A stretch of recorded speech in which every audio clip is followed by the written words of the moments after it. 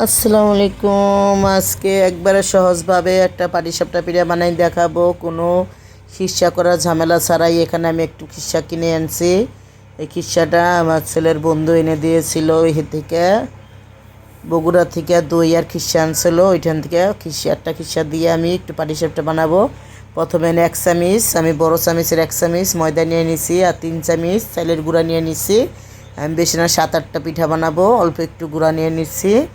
আর এখানে গুঁড়াটাকে রেখে এখন আমি গুড়টাকে গোলাইতে চলে গেলাম। গুড়টা আমি একটু দুধের ভেতরে দিয়ে গোলাই নিব, যেহেতু বাটালি গুড়। আর এখানে লবণ দিয়ে দেবো, যেহেতু ফ্রিজের গুঁড়া দিয়ে বানাচ্ছি। ফ্রিজে ছিল ওই চালের গুঁড়াটা, এই জন্য আমি একটু গরম পানি করে দিব, গুড়টাকে গরম করে দিব। আর এখানে দুধ দিয়ে দিছি, দেখেন দুধ দিয়ে দিলাম আমি প্রায় 1.5 কাপের মতো। 1.5 কাপের মতো। আর এখানে গুড়ের ভিতরে দুধ দিয়ে আমি আর একটু জাল করে নিয়েছি, হালকা গরম আছে কিন্তু পানিটা গরম করে দিয়েছি, যেহেতু ফ্রিজের গুঁড়া। এখন এটাকে আমি খুব ভালো করে মিক্স করে নিব, প্রায় 5 মিনিট বসে। মিক্স করা হয়ে গেছে দেখেন। এখন আমি তাওয়া বসাই দিয়েছি, তাওয়ার ভিতরে একটু ঘি দিয়ে টিস্যু দিয়ে মিক্স করে দিলাম। ঘি দিলে পিঠাটা খেতে বেশি মজা লাগে, এই জন্য ঘি দিয়ে দিছি। এখন তাওয়াটা আমি গরম হতে দিয়ে দিব।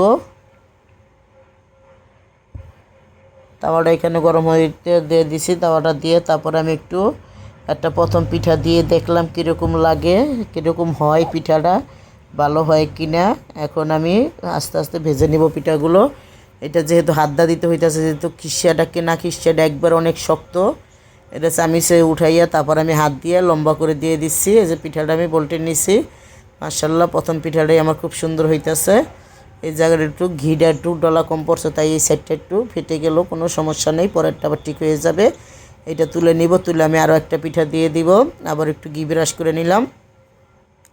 ঘি ব্রাশ করে তাওয়ার চুলার আঁচটা পাটিসাপটা পিঠা বানানোর কিন্তু নিয়ম আছে, চুলার আঁচ একবার কমাই রাখতে হবে। আর যখন দিবেন তখন এটা হাতে উঠাই নিতে হবে, চুলার উপরে থেকে পারবেন না, তাহলে কিন্তু পিঠাটা দাগ দাগ হয়ে যাবে। এখন এটা আবার একটু হয়ে গেলে আমি দিয়ে দেবো। এই পিঠাটা তুলে নিলাম, আর একটা পিঠা দিয়ে দিচ্ছি, আপনাদের দেখাচ্ছি।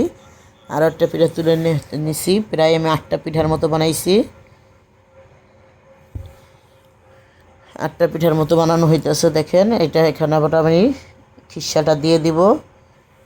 খিরসাটা দিয়ে আমি পিঠাটাকে বানাই নিব। খিরসাটা দিয়ে দিচ্ছি। খিরসাটা কিন্তু হাত দিয়ে দিতে হইতেছে, কারণ খিরসাটা অনেক শক্ত, চামিচের সাথে লেগে থাকে, চামিচটা দেওয়া যাচ্ছে না। পিঠাটা এখন আমি দিয়ে নিচ্ছি দেখেন। এটা পুরোটাই দেখালাম, কোনো কাটছের করলাম না। এখন পিঠাটা আমি বলটি নিব, দেখেন বলটাইতে কতটা সুন্দর আর কতটা সুবিধা হচ্ছে। এটা 3 নাম্বার পিঠাটা ভাজলাম আমি, হয়ে গেছে দেখেন। পিঠাটা একবারে সফট হয়েছে, এখন নামাই নিব। দেখেন কতটা সুন্দর হয়েছে। এখন পিঠাগুলো নামাই নিব, নামাই আপনাদের দেখাচ্ছি কীরকম হলো।